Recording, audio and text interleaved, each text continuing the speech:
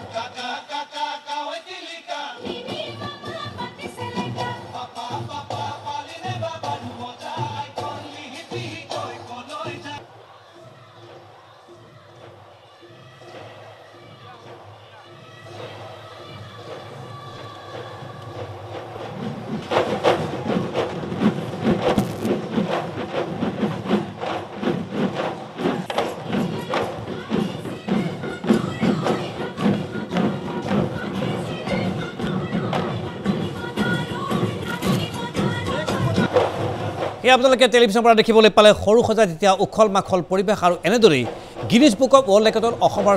বিহুক স্থান অন্তৰ্ভুক্ত কৰাৰ এখন যুদ্ধত যেন লিপ্ত হৈছে এতিয়া অসম চৰকাৰ আৰু বিহুৱতীসকল খন্তে সময় বাণিজ্যিক বিৰতিৰ পাছত পুনৰ প্ৰাইমেট নাইট চাই থাকিব কেৱল প্ৰাগ নিউজ